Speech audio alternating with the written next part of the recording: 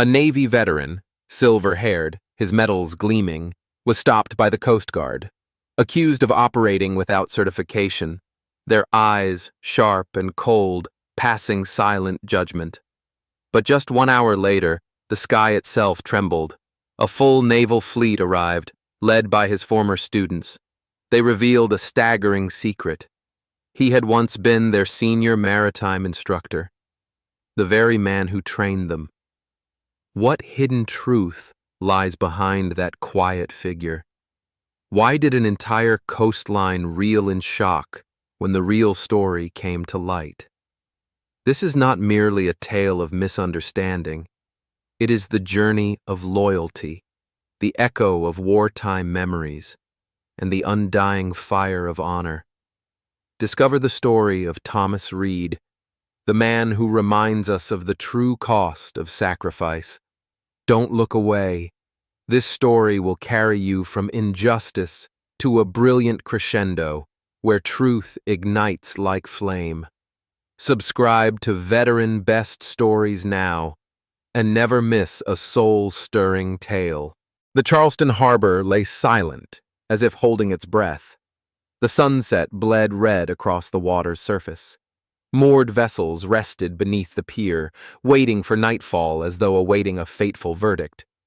In that tableau, a lone figure stood out in stark relief, an old man in a faded navy coat, rigid on the deck like a weathered statue amid a forgotten era. Thomas Reed, 75, former senior maritime instructor who had shaped generations of U.S. Navy officers, gently smoothed the surface of the silver medal he always carried. The medal caught the dying light, gleaming like the glory days of old. His eyes were clear of age, yet his gaze was as silent and sharp as a blade, cutting through the rippling water, digging deep into unforgotten memories. His cap sat crooked atop silver hair. His navy jacket was now a relic eroded by time and salt spray. Thomas nodded a sparse greeting to passing fishermen. His smile was thin but resolute, like a steadfast mast braving a storm. He spoke little.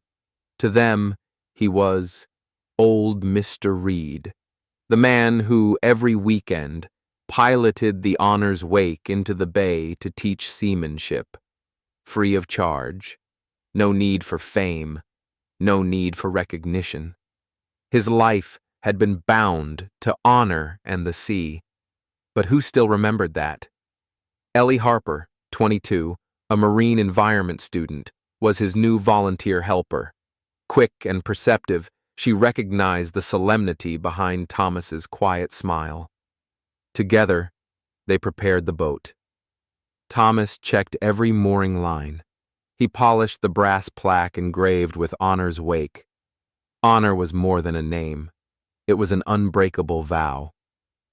Ellie arranged the life rings and coiled the ropes in respectful silence, perhaps unwilling to shatter the solemn ceremony he'd conjured. Each of his movements bore ritual weight, as if readying a sacred rite rather than a routine lesson. Then one roar of an engine shattered the peace. A Coast Guard patrol boat surged in, cleaving the water like a blade. Its wake pitched the Honor's Wake side to side. Thomas did not release the wheel. His eyes tracked the white hull bearing the national seal, as if he sensed ill intent. A young officer stepped onto the dock. His face was cold, his voice steely. "You have no valid operating certification." Thomas calmly drew papers from his inner pocket, a copy of his old Navy credential, a letter of attestation from the Veterans Association.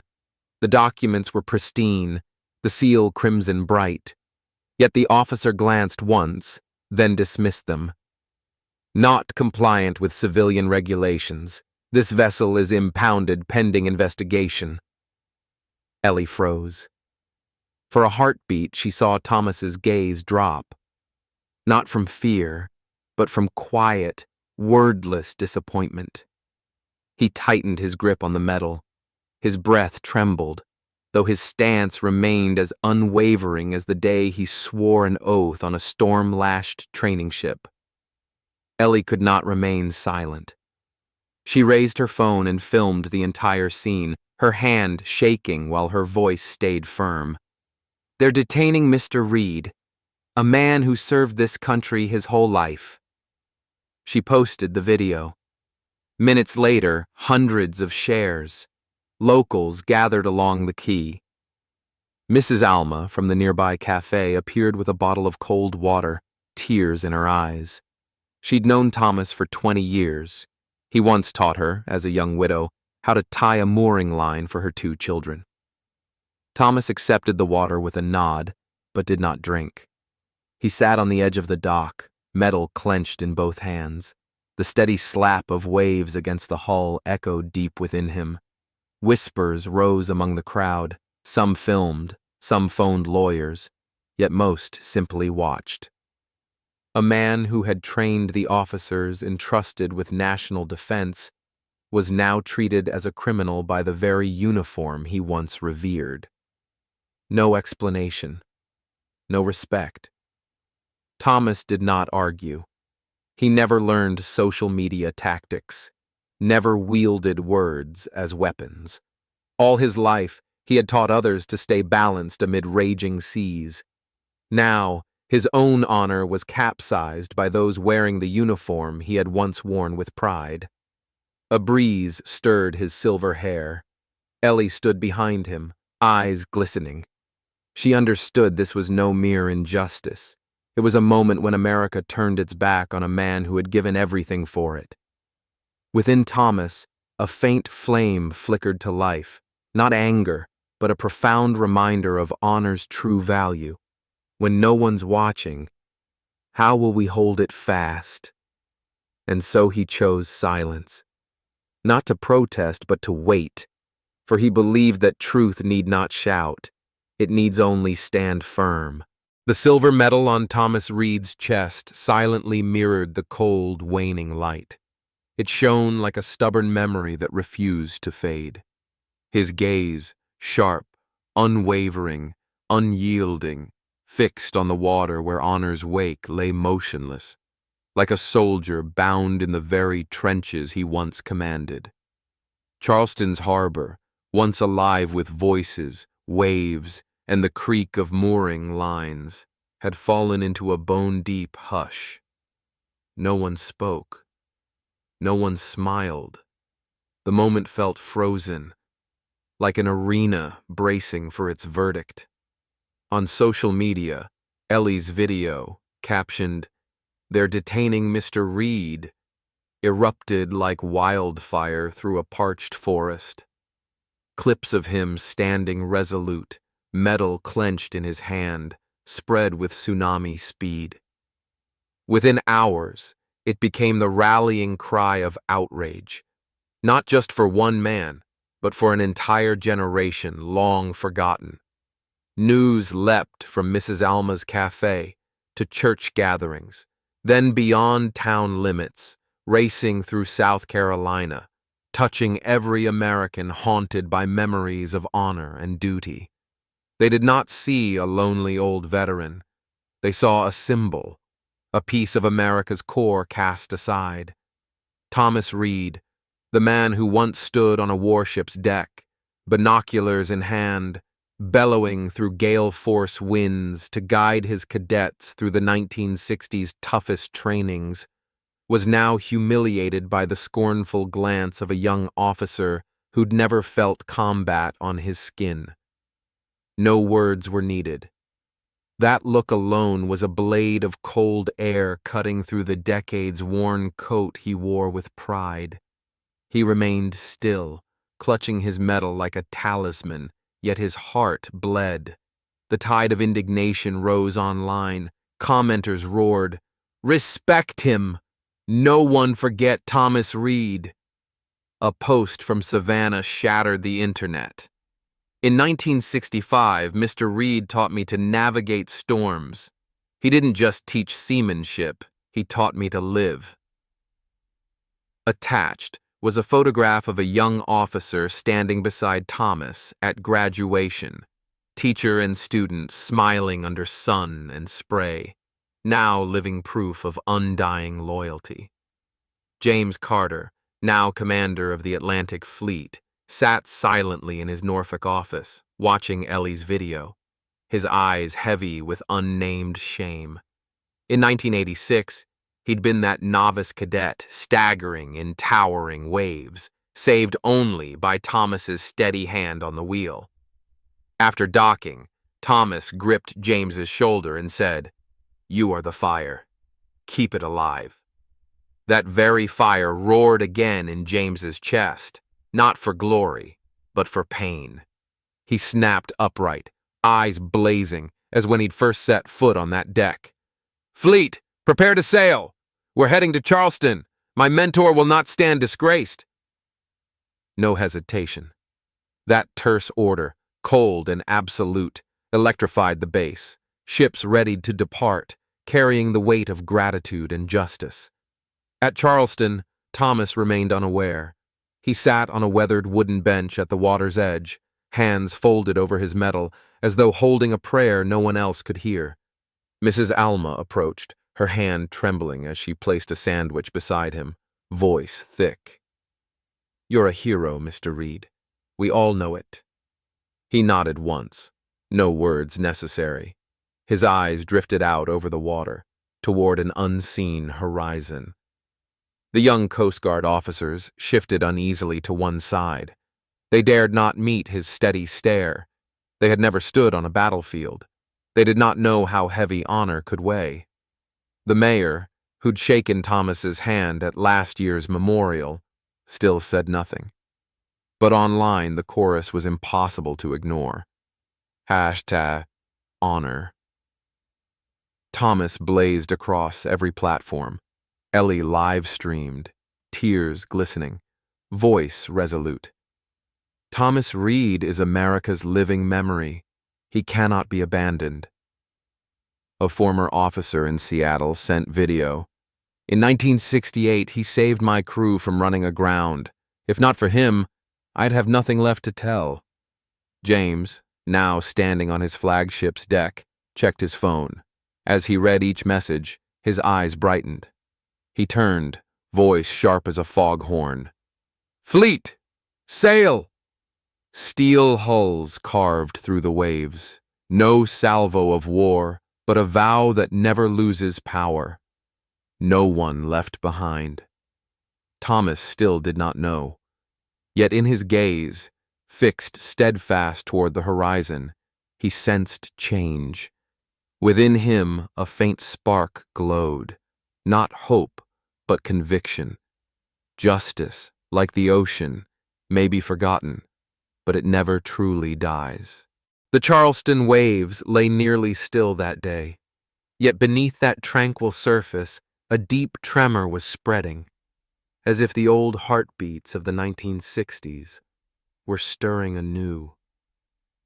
On the gray-washed docks, Thomas Reed stood as straight as an iron pillar, the cold silver medal in his hand. His gaze pierced the unseen, through injustice, through silence, through the honor's wake, moored like evidence of an unnamed crime. Once alive with fishermen's calls and the creak of mooring lines, the harbor had fallen silent. It felt like a forge awaiting the hammer's blow. The air was thick, as if molten steel poised to take shape. No one spoke. Yet somewhere in that stillness, something was awakening. A shock, not from the sea, but from the heart of a town coming back to life. Ellie's video surged onward, no mere recording, but a gale-force wind. Millions of views crashed in like a tsunami. Furious cries, words of support, all-caps declarations. "Honor Mr. Reed! Never forget! Justice for our teacher!" Thomas remained unmoved. He never glanced at the screen, nor read a comment. His hands still gripped the medal, as if holding the last fragment of his soul. To others, it was just metal. To him, it was blood. It was sweat. It was memory. It was the roar of a storm-tossed sea. It was the squinting look of young cadets under a harsh sun, hanging on his every word, both literal and figurative, about holding the helm true. Each scratch on that metal told a lesson. Each dent bore the name of a soldier grown. Honor, to Thomas, was no boastful banner. It was a quiet flame passed hand to hand through generations. Yet today, a young officer, face cold as ice, representing the new guard, had looked at him with disdain. No words were needed. That look was enough to slice through his weathered coat, straight to the core. Thomas did not flinch. He was not one for arguments. He simply tightened his grip on the metal. His eyes stayed fixed, daring the darkness that surrounded him. Online, a post from Atlanta struck like thunder in clear skies. In 1967, Mr. Reed taught me courage, not from books, but in real storms. He was the only one standing. The words struck millions of hearts, and from that moment, the entire media, not just social, rallied. CNN covered it. Local stations replayed the clips. Old stories resurfaced, not in flowery prose, but in memory and tears. Who would rekindle that flame? Who would restore the honor so cruelly trampled? At Norfolk Naval Base, Commander James Carter stood before a mahogany bookshelf. In his hand was Thomas's worn training manual, notes blurred, charts faded, yet the memories were sharper than ever. He opened his phone. Ellie's video played. The young woman's voice trembled, but was resolute. Thomas's face, no anger, no bitterness, only silent pain.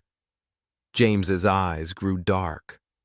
He remembered 1986, a novice cadet in towering seas, saved only by Thomas's steady hand. After docking, Thomas gripped James's shoulder. "You are the fire. Keep it burning." Now that very fire blazed in James's chest, not for pride, but for righteous pain. He straightened, eyes ablaze as when he first set foot on deck. "Fleet, prepare to sail! We're heading to Charleston. Our mentor shall not stand dishonored." No hesitation, no explanation. Back in Charleston, Thomas still knew nothing. Mrs. Alma approached, placing a steaming coffee at his elbow, voice thick. "You are our light, Thomas. This whole town knows it." He nodded once. No words needed. He stared out at the lonely honor's wake, as alone as he felt. The young Coast Guard officers clustered at the edge of the pier, their eyes no longer hard. They watched him, but dared not meet his steady gaze. They had never stood in a combat zone. They did not know how heavy honor could be. The mayor had not yet appeared, but it no longer mattered. For online, another storm was rising. Honor. Thomas was now a banner on every platform. Reporters followed every move. Citizens wrote letters. Veterans nationwide posted photos with Thomas. Ellie live-streamed by the water, tears streaming. "Mr. Reed is America's living memory. We owe him justice." A Colorado veteran posted, "In 1969, Mr. Reed taught me to hold the ship when my compass failed. Now I know it was never just a ship. It was life." James read that message on his flagship's deck. The navigation map glowed on his screen. He stared south, hand gripping the rail. His voice deepened like a foghorn. "Fleet, move out." Steel hulls cut through the waves, not to wage war, but to carry memory, to carry truth, to carry honor. Charleston's harbor was no longer tranquil. It erupted like a blazing forge where honor was tested, where time spun back to the 1960s, when justice still stirred men to their feet. And at the center of every gaze, Thomas Reed stood, silent as carved stone, yet the fire within him burned fiercer than ever. The silver medal caught the dying light. It gleamed like a memory that refused to fade. His eyes fixed on the honor's wake, not merely a vessel, but a symbol, the embodiment of everything he had taught: courage, steadfastness, and righteousness. Around him, the crowd fell silent. Fishermen, former students, children huddled together, none daring to move. The pier held its breath, awaiting judgment, not of any court, but of conscience. Then, the engines thundered. From the horizon, 3 destroyers charged toward the harbor like steel-tipped lances. American flags snapped in the wind, mirrored in 100 startled eyes. Sirens howled, tearing through the sky. A helicopter swept overhead. Its rotors thrummed the water into a swirling haze. Fishermen dropped their nets, hands trembling. Children sank to their knees, mouths agape. Mrs. Alma spilled her coffee, china shattering like a bell tolling the moment. Every head turned upward. No words were spoken, yet in their hearts, memories ignited of a man who once gripped the wheel in a storm, guiding a generation without falter. A destroyer docked. The hatch opened. Emerging from the mist of time, James Carter stepped forward. His command uniform caught the fading sun. No introduction was needed. Thomas's finest student, the man whose life he'd saved amid those savage seas. James advanced swiftly, decisively, as though returning to a sacred shrine. The crowd parted without prompt. They understood. This was no longer Thomas's story alone, but theirs. Then James dropped to one knee before him, a gesture none had anticipated. He gripped the old instructor's shoulder. His voice quivered with strength. Thomas Reed is no uncertified operator. He is a senior maritime instructor. He trained us. He led us. He saved us. Time seemed to stretch. Every sound ceased. Then a ship's horn confirmed the moment. Mrs. Alma wept openly, unable to conceal her tears. James's voice rang out across the pier. He saved my crew in 1968. Without him, I would not stand here today. All eyes turned to Thomas. He remained erect as a mast. The medal on his chest glowed, resurrected after years of neglect. Nearby, the Coast Guard officers bowed their heads. Their gazes, once steely, now brimmed with regret and shame. No further words were needed. Truth, at times, simply must be seen. Then, from behind the assembled ships, a woman in white advanced, her chest adorned with glimmering ribbons. This was Colonel Evelyn Brooks, current commanding officer of the Southern Naval Base. She stopped before Thomas and bowed deeply. Sir. Her voice rang clear, unwavering, no hint of hesitation. The Navy owes you a debt, sir. I was one of your students in 1991. I remember clearly. You taught us not only to hold the helm, you taught us to hold our honor. The pier fell silent as a sanctuary. Colonel Brooks withdrew a small wooden box. Inside gleamed a bronze plaque, its border a deep navy blue. On behalf of the United States Navy, I present you with this special honor, Honorary Naval Instructor. The silence shattered into thunderous applause, mingled with sobs. Calls of "Sir Thomas" rippled from every corner. Thomas extended his hand and accepted the plaque. His eyes misted, not with age, but with emotion. James embraced him without words. An officer stepped forward and handed him a folded American flag, the highest symbol for one who'd given his life in service. Thomas held the flag close. It weighed nothing in his hands, yet within his heart, it carried a lifetime's journey, from forgotten honor to a late but glorious recognition. Thomas Reed stood on the deck of Honor's wake as if he had never left that post.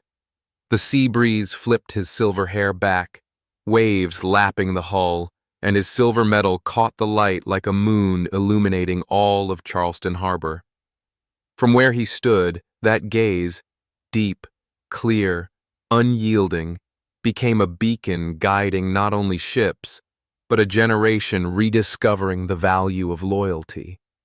The vessel once impounded, once the very symbol of injustice, now burned like a torch upon the ocean, not with flame, but with memory. It bore the breath of every storm Thomas Reed had used to train Navy officers, each command echoing from wood steeped in salt and time. Charleston was no longer a quiet port town. It had become an arena where honor was tested and then reborn. Yet the Navy did not stop there. They refused to let the honorary rank be a mere placation. Honor's Wake was designated a national training emblem, a living monument to courage and enduring wisdom. Thomas was invited to head the maritime program for a new generation. The man once accused of incompetence now stood proudly before rows of cadets, eyes bright, voice deep as the sea. Each lesson a glowing ember passed from one life to the next. James Carter, his former student, did not linger at the rear. He stood at Thomas's side, ready to serve, not as commander, but as loyal pupil. James watched the eager faces, absorbing every word, his hands clenched, pressing against the years that could not be revived. Ellie Harper, once the young volunteer who captured Thomas's humiliation on film, was now the program's official assistant. Each morning, she led new students aboard, her eyes shining, her smile as fresh as Thomas's had been at the start of his own journey. She served as the bridge between past and present, between memory and fresh beginnings. Charleston awoke. Fishermen repainted their boats in navy blue. On weathered decks, Reed began appearing, hand-carved, a silent thank you. Mrs. Alma, voice still trembling, hands still stained with coffee, now spearheaded fundraising for the Reed Maritime Center. Every plank, every bolt in that center stood as a testament to love and gratitude. Children sketched Thomas's face on the walls, not with medals, but with eyes that knew how to navigate by the stars. The Coast Guard returned, not to inspect, but to apologize. A public apology was read at the center's dedication. They funded the training program, pledging never to repeat that mistake.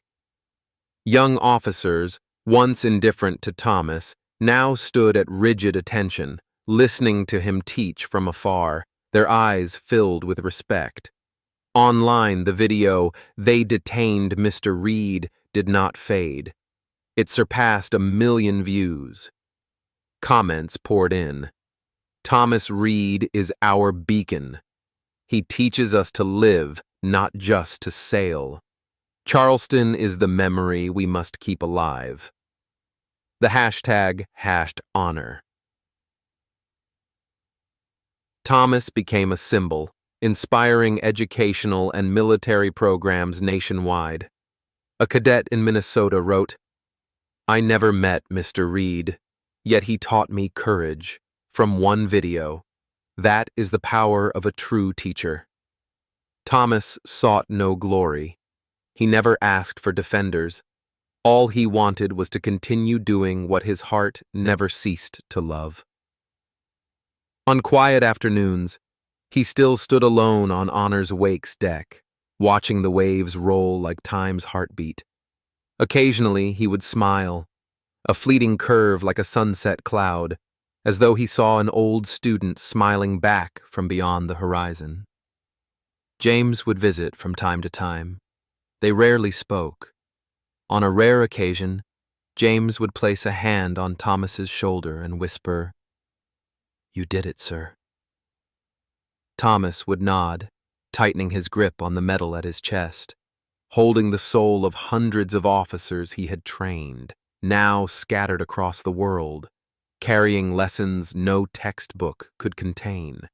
Charleston, once a mere dot on the map, had become a guiding flame, not just for ships, but for a generation learning to stand tall amid life's storm. Honor's Wake was no longer merely a boat. It was living history, a symbol of sacrifice, of loyalty, and of honor that cannot be stripped away. But the story is not over. The waves still whisper, and from where they rise, where the surf never ceases, an even deeper, more powerful memory awaits its telling. Something remains untold. A fragment of honor still murmurs in the wind, waiting for someone brave enough to listen. Thomas Reed stood firm on the deck of Honor's Wake, his back as straight as a mast in a gale. The sunset gilded the water, and his eyes, sharp, profound, unbowed, shone like a lighthouse guiding a lifetime. On his faded coat, the old silver medal still gleamed. It was more than metal. It was an eternal flame, forged in sweat, in tears, and in years of being forgotten. His story, from a misunderstood veteran to a teacher celebrated by a nation, was not a quest for fame. It was the homecoming of honor, something modern society often rushes past without seeing. Yet Honor's Wake, Charleston Harbor, and Thomas Reed himself had forced America to pause and listen. Beside him, James Carter stood quietly. The former pupil, now fleet commander, spoke no words. His gaze drifted seaward as memories returned. His teacher's voice through the storm, a guiding hand through fog. Nearby, Ellie Harper, the volunteer who once captured his humiliation on film, watched with bright eyes and a gentle smile, bearing the resolve of a new generation that knows how to give thanks and how to stand tall. Today, Charleston was no mere port. It was a blazing flame, not of gunpowder, but of loyalty, of those daring enough to step past the darkness of injustice to keep the light alive. The silver medal on Thomas's chest, its surface scored with time's abrasion, had ceased to be a relic. It had become a symbol, a reminder. He squeezed the medal lightly, not to hold it, but to remember. A fleeting smile crossed his weathered face, weathered by endless sea breeze, as if he saw in the golden haze the faces of cadets long grown, smiling back with unspoken gratitude. And this story is far from over. It still burns in the hearts of all who once forgot that sometimes the most silent among us are the truest keepers of justice. If this story has touched your heart, share it with a loved one in the United States. Perhaps they too need the reminder that honor never dies. It merely waits for someone brave enough to rekindle it.